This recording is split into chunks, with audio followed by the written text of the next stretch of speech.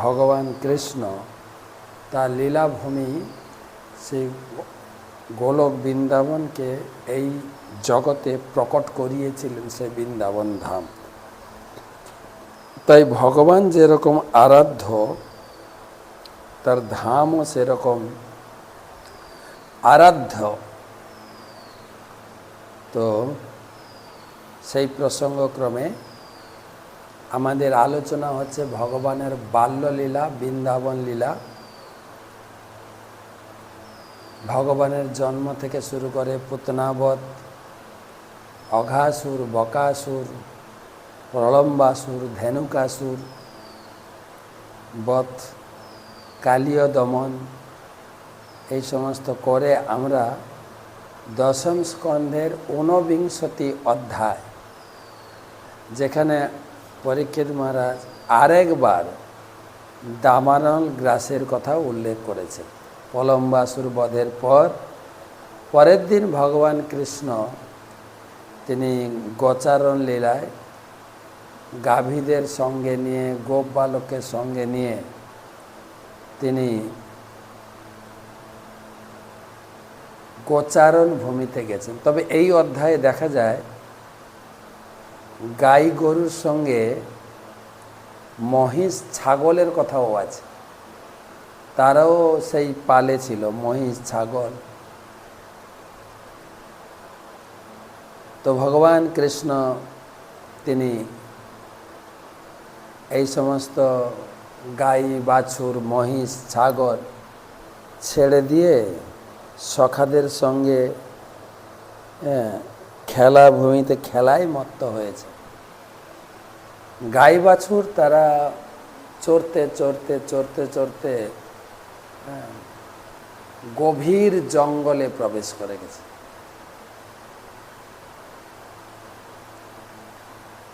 দূর থেকে দেখা যায় না কত কচি সুন্দর ঘাস আছে। যেরকম রবি ঠাকুরের কথায় আছে, নদীর ওপার কহে ছাড়িয়া নিঃশ্বাস, ওপারেতে সর্বসুখ আমার বিশ্বাস। বেড়ার ওপারের ঘাসটা খুব ভালো। এই করতে করতে চড়তে চড়তে গভীর বনান্তরে প্রবেশ, বন থেকে বনান্তরে, একটা বনের নাম দেওয়া হয়েছে এই অধ্যায় ইসিকাটবি। ইসিকাটবি বনে প্রবেশ করে গেছে। পুরো বিশাল গাই, বাছুর, মহিষ, ছাগলের পাল চলে গেছে এবং সেই বনে প্রবেশ করে ঘাস খেতে খেতে তারা বুঝতে পেরেছে আরে চারিদিকে আগুন জ্বলে গেছে। তো বনে জঙ্গলে দাবানল জ্বলে না, আমরা বইতে পড়েছি, কখনো কখনো বাঁশে বাঁশে ঘর্ষণ লেগে আগুন জ্বলে। আর আগুন একবার জ্বলে উঠলে সেই যত আগুন জ্বলে তত হাওয়ার ঝলকা মারে, ঝলকা। আমরা সে ভূগোলে পড়তাম, আগুনের সাথে সাথে অক্সিজেনের প্রয়োজন হয়। সেটা আগুন জ্বলার সাথে সাথে প্রচুর দমকা হাওয়া মারে, যাতে আগুনটা আরও ছড়িয়ে যায়। আর এদিকে তারা বুঝতে পারছে যে আমরা আজকে সবাই মারা যাব। দেখেন তারা পশু, তারাও কান্না করছেন, কৃষ্ণ কৃষ্ণ কৃষ্ণ বলে হাম্বা হাম্বা করে কৃষ্ণকে ডাকছেন, কৃষ্ণ বলরাম। আর এদিকে গোপ সখারা, কৃষ্ণ, হঠাৎ তারা অনুভব করলো আরে আমাদের গাই, বাছুর, ষাঁড়, মহিষ, ছাগল আমাদের নাগালের বাইরে চলে গেছে। কোথায় গেল, কোথায় গেল? খুঁজতে খুঁজতে নিশানা দেখে চলছে। নিশানা কি? গাই চরে চরে গেছে, ঘাস খেতে খেতে, ঘাস ছিঁড়তে ছিঁড়তে গেছে। পায়ের খুর, এতগুলো গাই বাছুর গেছে এবং বিশাল রাস্তা। এই অনুসরণ করতে করতে করতে করতে শুনছে। আর দিকে ভগবান কৃষ্ণ তার বংশী বাদন করে গাইদের আহ্বান করছে। আমি এর আগেও বলেছি, ভগবান কৃষ্ণের অনেক বাঁশি। কোনো বাঁশি দিয়ে তিনি গাভীকে ডাকতেন, আহ্বান করতেন। কোনো বাঁশি দিয়ে গোপীদের, কোনো বাঁশিদের সখাদের, কোনো বাঁশিকে দিয়ে মা বাবাকে আনন্দ প্রদান করতেন। তো বাঁশি দিয়ে ডাকছেন আর গরুরা ওখান থেকে চিৎকার করছে। তাই গাইর পদচিহ্ন অনুসরণ করে করে করে করে পৌঁছে দেখলেন গাইরা মুখ তুলে কান্না করছে। দেখুন পশুদের একটা অনুভূতি, পশু পাখি ঝুরে পাশানো বিদরে শুনি যার গান গোনাগাথা। পশু পাখিদের ভিতরে ফিলিংস, আমরা বিপদে পড়েছি, ভগবানই একমাত্র আমার রক্ষাকর্তা, তারাও কৃষ্ণ বলে ডাকছেন। আর এদিকে কৃষ্ণ বংশীর ধ্বনি করে তাদেরকে আহ্বান করছে। তারা ওখান থেকে সাড়া দিচ্ছেন যে আমরা অধিক বিপদাপন্ন, আমরা আজকে মরণাপন্ন, তুমি আমাদেরকে বাঁচাও। ভগবানকে আমরা ডাকি, কিন্তু যখন খুব ডেঞ্জার বিপদের সম্মুখীন হই তখন ভগবানকে ডাকার গভীরতাটা বেড়ে যায়। দ্রৌপদী ডেকেছিলেন যখন তার বস্ত্রহরণ হয়েছে। আমারও মনে পড়ে, এর আগেও শুনিয়েছি আপনাদের, যে প্রচারে গিয়ে 92 সালে ভারী বিপদে পড়েছিলাম। সেই বছরই শুরু হয় রাম মন্দির বাবরি মসজিদের রাইট ঝগড়া। সেই সময় আমাদের বঙ্গে ছিল কমিউনিস্ট পার্টি 92 সালে। আর এখন যেরকম সরকার আমাদের লঘু সম্প্রদায়ের প্রতি সাপোর্টার, তখনও ছিল এরকম। তো তারা একসঙ্গে হয়ে, ইসলাম সম্প্রদায়, আমাদের কমিউনিস্ট পার্টি, আমাদেরকে বিজেপির লোক মনে করে, তারা আমাদের উপরে আক্রমণ করে, গাড়ি ভেঙে দেওয়া, মারা, অনেক কিছু। সেই সময়ও আমাদের একদম মৃত্যুর উপক্রম হয়ে গেছিল। আর আমরা জড়সড় হয়ে ইন্টেন্সিভ গভীর আবেগে ভগবান নৃসিংহদেবের প্রার্থনা, সেই আবেগপূর্ণ প্রার্থনার কথা মনে পড়ে। আর সেখান থেকে আমাদের নরসিংহদেব বাঁচিয়েছে। তো এখানে গাভীরা ক্রন্দন করছে, চোখ দিয়ে ঝরঝর করে জল পড়ছে। কৃষ্ণ কৃষ্ণ বলেছেন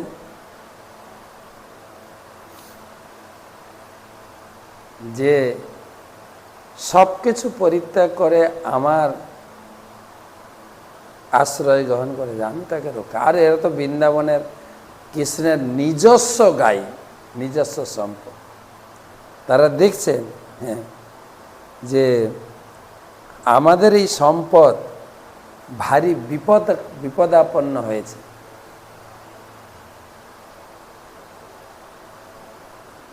গাইরা তো চিন্তা করতো, আরে আমাদের তো মালিক আছে, কিন্তু মালিককে ডাকতে হবে তো।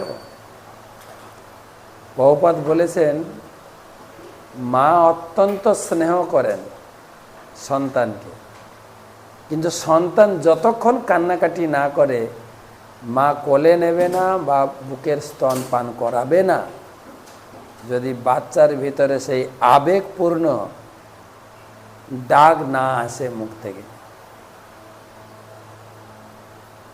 তো এখানে গাভীদের ক্ষেত্রেও আমরা দেখছি যে আমরা সম্পূর্ণরূপে তোমার শরণাগত। প্রিয় কৃষ্ণ বলরাম, এই আগুনের তাপে আমরা দগ্ধ হচ্ছি, এখন আমরা তোমাদের শ্রীপাদবনের শরণাগত। আমি জানি যে এই মহাভয় থেকে তোমরা আমাদের রক্ষা করতে পারো। হে প্রিয় কৃষ্ণ সখা, আমরা তোমাদের অন্তরঙ্গ সখা, তাই আমাদের এইভাবে বিপদগ্রস্ত করা সমীচীন নয়। আমরা সকলেই সর্বতভাবে তোমার উপর নির্ভরশীল। কে কিভাবে ধর্ম আচরণ করে তোমরা জানো। তোমাকে ছাড়া আমরা আর কিছুই জানি না, কিছুই চিন্তা করতে পারছি না। ভগবান শুনলেন গাভীদের আর্তনাদ, বাছুরের আর্তনাদ। তিনি তাদেরকে রক্ষা করবেন বলে চিন্তায় করলেন। তিনি বলেছেন, কন্তেয় পতি জানি নমে ভক্তা প্রণশতি, আমার অনুগত জনের কোনো ক্ষতি হতে আমি দিই না, তাদের সুরক্ষা প্রদান করি।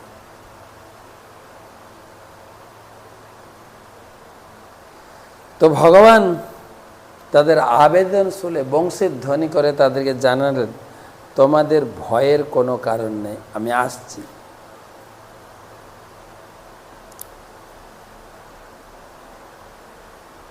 আর আগের লীলাতে যেরকম ভগবান অগ্নিকে গ্রাস করলেন, ভগবানও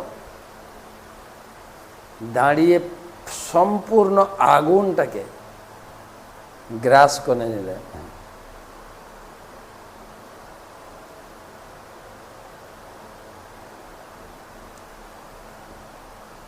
এই লীলা যখন আমি পড়ছিলাম মনে পড়ছিল, কলকাতায় এত জল, ত্রাহি ত্রাহি, কিন্তু কলকাতায় এই 2 ঘন্টা জলে ভেসে গেল।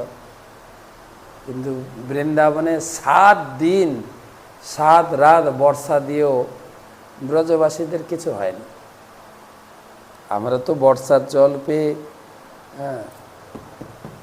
একে অপরকে দোষারোপণ করছি, এর জন্য এই হয়েছে, ওর জন্য ওই হয়েছে, একে অপরকে দোষারোপণ করছি, কিন্তু আমরা ভগবানের শরণাপন্ন হচ্ছি না। তো গঙ্গার এক্সট্রা জল ঢুকে গেছে, পাহাড়ের জল নেমেছে, একে অপরের উপরে ভার চাপানোর জন্য এড়িয়ে যাচ্ছে। আরে ত্রিতাপ জ্বালা, দুর্গা দেবী ত্রিতাপ জ্বালা দিচ্ছেন সবাইকে, ত্রিতাপ জ্বালা, আদি দৈবিক, আদি ভৌতিক, আদি আত্মিক। এই যে উপর থেকে নামছে যে এই দুঃখ তো কারো আটকানোর উপায় নেই। তো জল নিকাশি ব্যবস্থা করতে হবে, এই করতে হবে, ওই করতে হবে। সবাই একে অপরকে দোষারোপণ করে, কে মরে গেল চাকরি দিয়ে দিলাম, এ তো নিজের নিজের ফায়দা লোটার জন্য। আবার আগে ছিল সিপিএমের আমলে আমরা দেখতাম ম্যাডম্যান ফ্লাড, জলকে আটকে এক একটা গ্রামকে প্লাবিত করে দিতেন সিপিএম পার্টির লোকেরা, আর কিছু ত্রাণ দিয়ে তাদেরকে সাহায্য, তোমরা এর পরের ইলেকশনে কিন্তু আমাদের ভোট দেবে, কিন্তু এটাই চলছে। কিন্তু একবার ভগবানকে জানাই না, হে ভগবান, ভগবান ইচ্ছা করলে যেরকম আগুনটা পান করে নিলেন, পুরো আগুন করে টেনে নিয়েছেন, পুরো জলটাও টেনে নিতে পারেন, পুরো জল টেনে নিতে পারেন। হ্যাঁ, সেখানে দেখাও যায়, কোনো পাঠকের কাছে আমি শুনেছিলাম, এক মুনি সম্ভবত অগস্ত্য ঋষি, একটু নাম চেঞ্জ হতে পারে, কারো যদি মনে থাকেন ক্লিয়ার করবেন। রাম সীতার অবতারে সীতামা সাধু ভোজনের একটু পরিকল্পনা করছিলেন। তো সাধুকে প্রসাদ ভোজন করিয়েছেন, জল দেন, ভগবান বলেন জল আপনাকে পরে খাও। যখন এই 7 দিন 7 রাত বর্ষা হচ্ছিল, লাগাতার বর্ষা, ছোট বুঁদবুদে বর্ষা নয়, বড় বড় ফুটবলের মতো বুঁদ পড়ছে বর্ষা। তখন সেই ঋষিকে বললেন, বৃন্দাবনে যত জল আছে আপনি খান, আর ওই জল টেনে নিয়েছিলেন।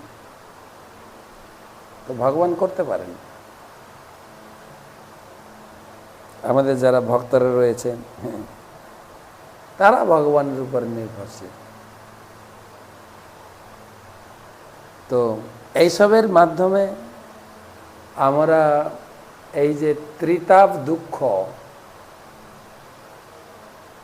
এগুলো আমাদের হস্তক্ষেপের বাইরে কিন্তু সেগুলোকে কাটানোর জন্য বিপদ তারণ মধুসূদনের শরণাপন্ন হবে। জীবনের এই দুঃখগুলো আসে এই জন্য তুলসীদাস বলছেন যে সুখ সে সব दुख से सब हरि भजे, सुख से भजे कोई, अगर सुख से भजे तो दुख कहाँ से हुई। বিপদে পড়লে লোকে একটু উপরওয়ালার দিকে তাকায়, হে ভগবান এই বিপদ থেকে আমাকে বাঁচান।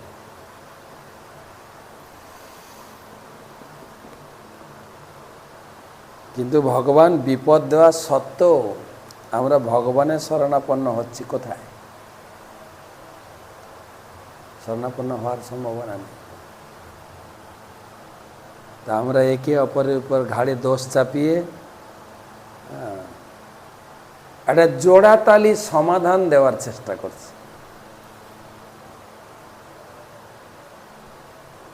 তো এখানে ভগবান কৃষ্ণ বলরাম তাদের সেই দাবানল মহাবিপদ থেকে রক্ষা করেছিলেন। কৃষ্ণ বলেছেন গীতা, নেহাভি ক্রমণা সহস্তি পত্তাবায় ন বিদ্যতে স্বল্পম অপস্য ধর্মস্য ত্রায়তে মহতবা। কিঞ্চিত মাত্র যে ভগবানের সেবা করে তার মহাবিপদ থেকে ভগবান তাদের রক্ষা করেন। এবং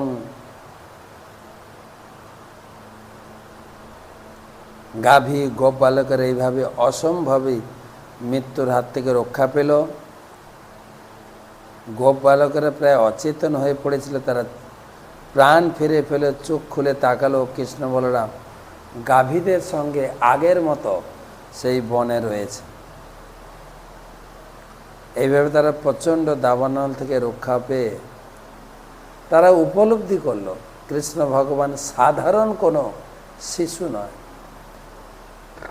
অসাধারণ শিশুও নয়, সাক্ষাৎ ভগবান।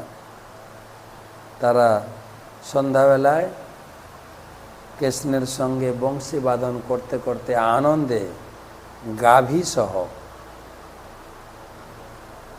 বৃন্দাবনে ফিরে এলেন।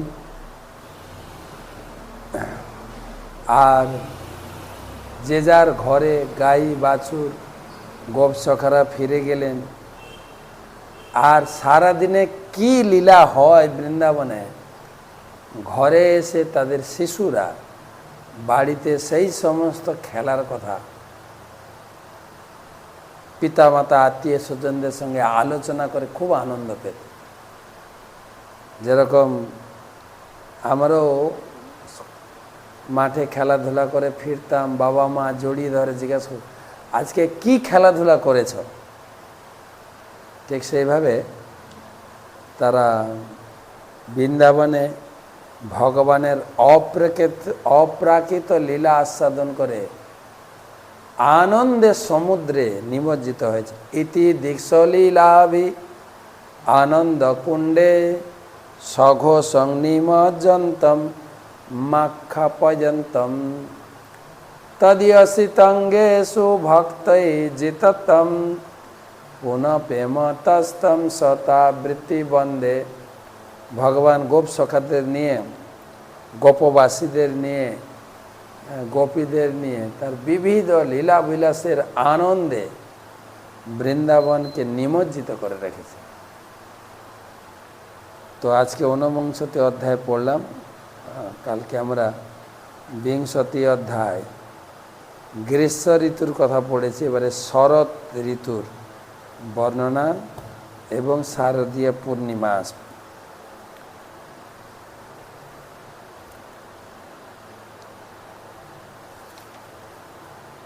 भागवत में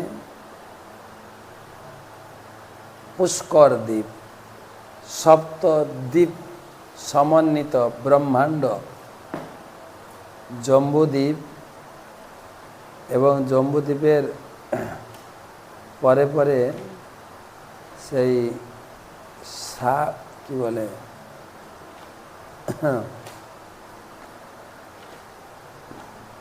শাকদ্বীপ এবং ব্রহ্মাণ্ডের 7টি দ্বীপের বর্ণনা, জম্বুদ্বীপের 9টি বর্ষ, লক্ষদ্বীপ, শালমলী দ্বীপ, কুশদ্বীপ, ক্রৌঞ্চদ্বীপ, শাকদ্বীপ পর্যন্ত আমরা আলোচনা করেছি। এখন পুষ্কর দ্বীপ সম্বন্ধে আলোচনা করব। নমো বিষ্ণুপাদায় কৃষ্ণ পৃষ্ঠায় ভূতলে শ্রীমতে ভক্তি বেদান্ত স্বামী নীতি নামিনে নমস্তে সারস্বতে দেবে গৌরবাণী প্রচারিণে निर्विशेष शून्यवादी पाश्चात्य देश तारिणे नमो विष्णुपादाय कृष्ण पृष्ठाय भूतले श्रीमते जयपताका स्वामी नीति नामिने नमो आचार्य पादाय निताय कृपा प्रदायिने गौरकथा धामदाय नगर ग्राम तारिणे जय श्री कृष्ण चैतन्य प्रभु नित्यानंद श्री अद्वैत गदाधर श्रीवासदि श्री गौर भक्तबिंद हरे कृष्णा कृष्ण कृष्ण हरे हरे हरे राम राम राम हरे हरे। तमादिदेवं करुणानिधानं तमालवर्णं सुहितावतारम् अपार संसार समुद्र सेतुं भजामहे भागवत स्वरूपम्। ग्रंथराज श्रीमद् भागवतम महापुराण पंचम स्कंध 20 अध्याय 29 श्लोक।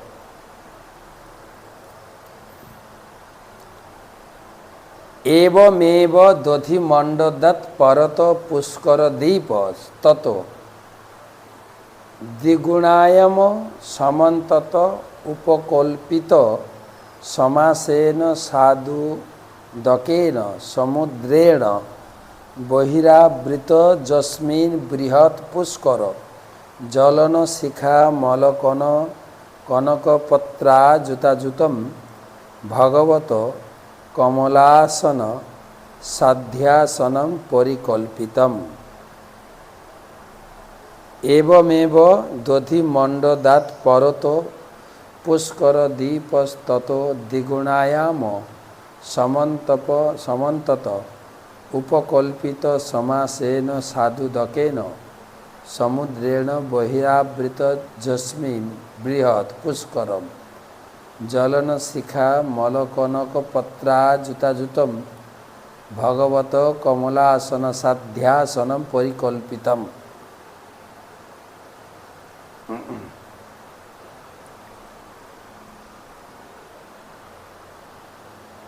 अनुवाद। সেই দধি সমুদ্রের বাইরে পুষ্কর দ্বীপ নামক আরেকটি দ্বীপ রয়েছে যা 64 লক্ষ যোজন বিস্তৃত। সেই দধি সমুদ্রের দ্বিগুণ বিস্তার সমন্বিত সেই দ্বীপেরই সমান বিস্তার সমন্বিত অত্যন্ত স্বাদু জলের সমুদ্রের দ্বারা পরিবেষ্টিত সেই পুষ্কর দ্বীপে অযুত বিশুদ্ধ স্বর্ণপত্র সমন্বিত একটা বিশাল পদ্ম রয়েছে। অযুত বিশুদ্ধ স্বর্ণপত্র সমন্বিত একটা বিশাল পদ্মফুল রয়েছে যা জ্বলন্ত অগ্নিশিখার মতো উজ্জ্বল। সেই পদ্মফুলটিকে ব্রহ্মার উপবেশনের স্থান বলে মনে করা হয়। এবং পরম শক্তিমান জীব হওয়ার ফলে ব্রহ্মাকেও কখনো কখনো ভগবান বলে সম্বোধন করা হয়। বিশাল পদ্ম ফুল আছে পুষ্কর।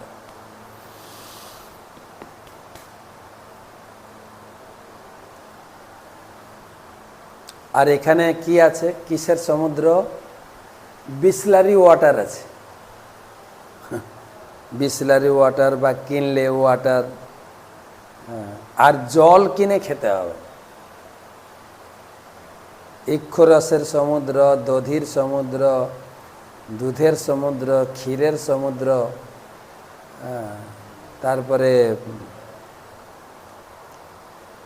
আজকে পড়া হচ্ছে আমাদের বিশুদ্ধ পানীয় জলের সমুদ্র। আমরা বিশুদ্ধ পানীয় জল পান করার জন্য মাটির নিচে বোরিং করে জল বের করছি, তাকে আবার শুদ্ধ করতে হচ্ছে। তো তারই সন্ধান আমরা এখানে পাচ্ছি। তদ্দীপ মধ্যে পরে শ্লোক মান সত্তরণামৈক এবার বারচিন পরার্চিনর বর্ষ ওর মর্যাদা চলয় অজু তজোজ নশ্রয় আয়াম যত্র তু চতুর্শিশু দিক্ষু চত্যারি পুরাণী লোকল পালনা মিন্দ্রাদীনা যদু পরিষ্টাৎ সূর্যরথস্য মেরুম পরিভ্রমত সংবৎসরাত্মকম চক্রম দেবানাম অহোরাত্রাভ্যাম পরিভ্রমতি।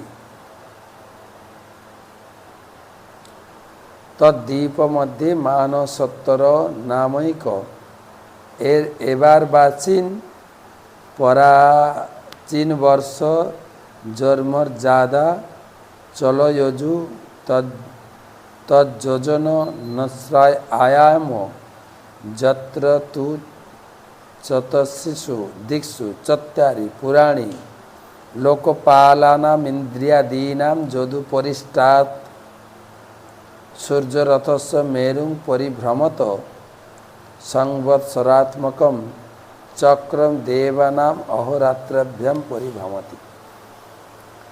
সেই দ্বীপের মধ্যে মানসত্তর নামক একটি পর্বত রয়েছে, যা সেই দ্বীপের অন্তর্ভাগ ও বহির্ভাগের সীমা নির্ধারণ করে। সেই পর্বতের বিস্তার এবং উচ্চতা 10,000 যোজন। সেই পর্বতের চারিদিকে ইন্দ্রিয়াদি লোকপালদের 4টি পুরী রয়েছে। সেই পর্বতের উপর সংবৎসর নামক চক্রে সূর্যদেব তার রথে পরিভ্রমণ করে সুমেরু পর্বতকে প্রদক্ষিণ করেন। সূর্যের উত্তর দিকের পথকে বলা হয় উত্তরায়ণ, দক্ষিণ দিকের পথকে বলা হয় দক্ষিণায়ন। আর তার একদিক দেবতাদের দিন ও অন্য দিক দেবতাদের রাত্রি।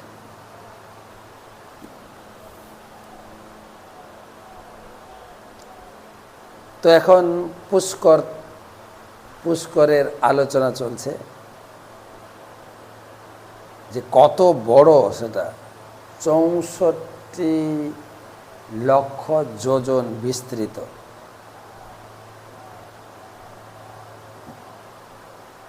সুমেরু পর্বত।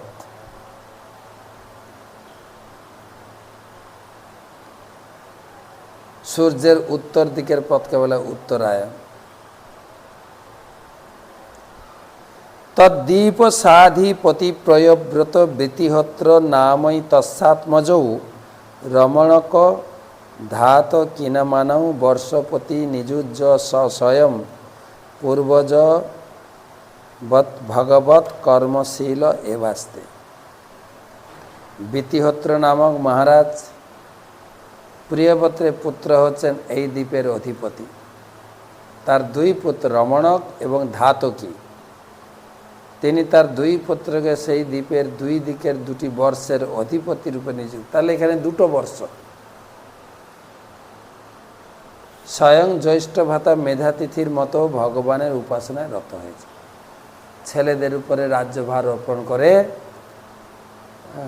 বিতিহোত্র তিনিও রাজ্য পরিত্যাগ করে তিনি জঙ্গলে গিয়ে ভগবত উপাসনায় যুক্ত হয়েছিলেন। তদ্বর্ষ পুরুষা ভগবন্তম ব্রহ্মরূপিণম সকর্মেণ কর্মণা ধারয়ন্তিদম চোদাহরন্তি। তাদের জড় বাসনা চরিতার্থ করার জন্য সেই বর্ষবাসীরা ব্রহ্মারূপী ভগবানের আরাধনা করে। এখানে আরাধ্য দেবতা আছেন ব্রহ্মা, বলা হয়েছে না, যেটা সেই পদ্মাসনে বসে আছেন ব্রহ্মা। আর কি মন্ত্রে পূজা করতেন? যৎ যৎ কর্মময়ম লিঙ্গন ব্রহ্ম লিঙ্গম জনর্চয়েত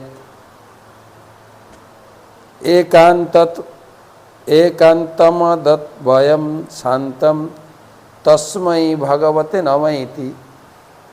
এক এক ভগবানকে এক এক মন্ত্রের উপাসনা। যৎ তৎ কর্মময়ম লিঙ্গং ব্রহ্ম লিঙ্গম জনর্চয়েত একান্তমত বয়ম শান্তম তস্मै ভগবতে নমঃ ইতি।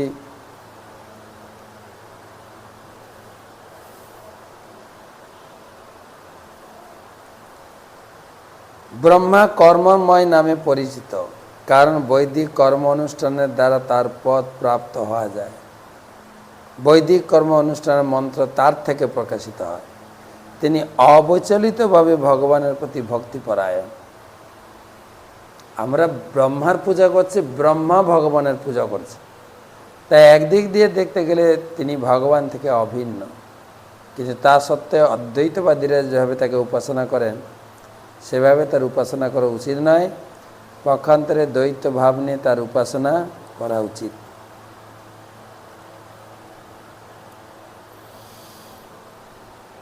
সর্বদা পরমারাধ্য পরমেশ্বর ভগবানের সেবক রূপে তার সেবা করা উচিত।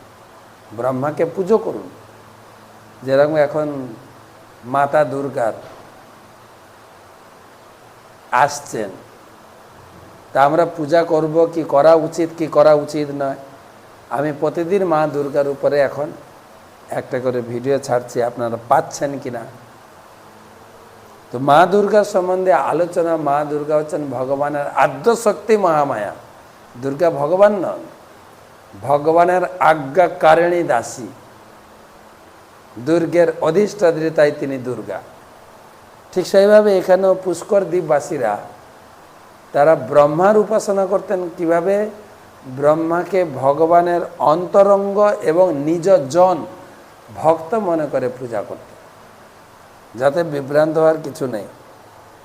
সর্বদা পরমারাধ্য পরমেশ্বর ভগবানের সেবা রূপে, তার সেবক রূপে তার সেবা করা উচিত।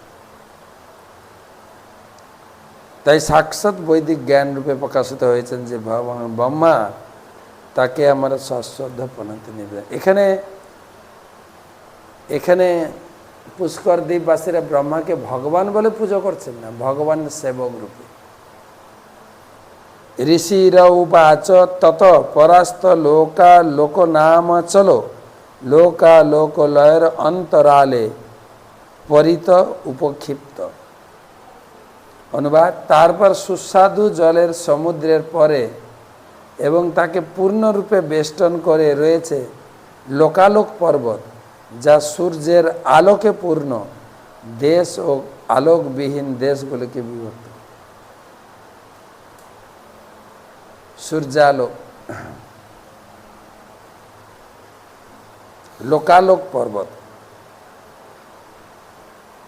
বলছেন, সে সমুদ্র জল দ্বারা পরিবেষ্টিত আছে। লোকালোক পর্বত যেটা বর্ষটাকে দুভাগ করে রেখেছে।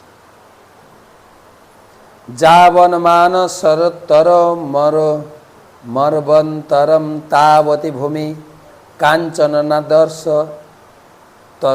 তলোপমা যস্যাং প্রহিত পদার্থ ন কে কথঞ্চিত পুনঃ পত্তুপলভ্যতে তস্মাৎ সর্বসত্ত্ব পরিহিতাসিত। তারপর সুমেরু পর্বত থেকে মানসোত্তর পর্বত পর্যন্ত দুটো ভাগ, সুমেরু পর্বত, মানসোত্তর পর্বত। বিস্তৃত একটি ভূমি স্বাদু জলের সমুদ্রের পরে রয়েছে, সেখানে বহু প্রাণীও বাস করে। তারপর সেই লোকালোক পর্বত ও দধি সমুদ্রের অন্তরালে এক কাঞ্চনময় ভূমি আছে।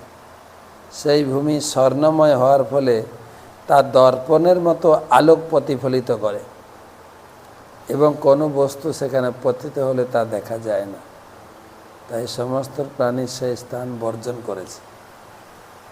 তাই অতি উন্নত বিচার। লোকালোক ইতি সমাখ্যা যদনেনা চলেন লোকালোক সন্তবর্তিনা বস্থাপতে। পানি অধুষ্ঠিত ও পানি বর্জিত স্থান দুটির মাঝখানে এক বিশাল পর্বত রয়েছে, যা এই দুটি স্থানকে পৃথক করেছে, তাই এই লোকালোক নামে বিখ্যাত।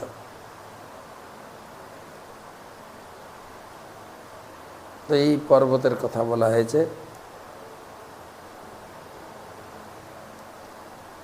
সলোকত্রয়াস্তে পরিত ঈশ্বরেণ বিহিত যস্মাৎ সূর্যাদীনাম ধ্রুবাপবর্গাণাম জ্যোতিষগণানাম গভস্তৈরর্বাচীন ত্রিলোকান বিতন্নান্যা ন কদাচিৎ পরাচীনা ভবিতুমুৎসহন্তে তাবদুন্ন হনায়াম।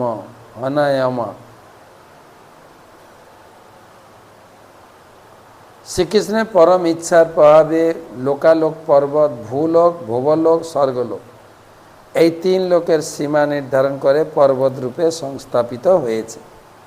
সূর্যলোক থেকে ধ্রুবলোক পর্যন্ত এই সমস্ত জ্যোতিষ্ক এই পর্বতের দ্বারা নির্মিত সীমার মধ্যে ত্রিলোক জুড়ে তাদের কিরণ বিতরণ করে। এই পর্বত অত্যন্ত উচ্চ, এমনকি ধ্রুবলোক থেকেও উচ্চ, তাই সমস্ত জ্যোতিষ্কের কিরণ তার বাইরে যেতে পারে না। এই যে আমাদের গায়ত্রী মন্ত্র জপ করি, ভূভুবস্ব অর্থাৎ পুরো ব্রহ্মাণ্ডকে বোঝায়।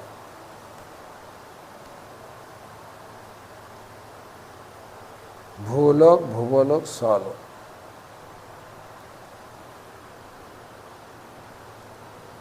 ছিল সুখদেব গোস্বামী ব্রহ্মাণ্ডের এই সমস্ত বিবরণ বিষয়ে গুরুদেবের কাছে যেভাবে শুনেছিলেন সেভাবেই বর্ণনা করেছে।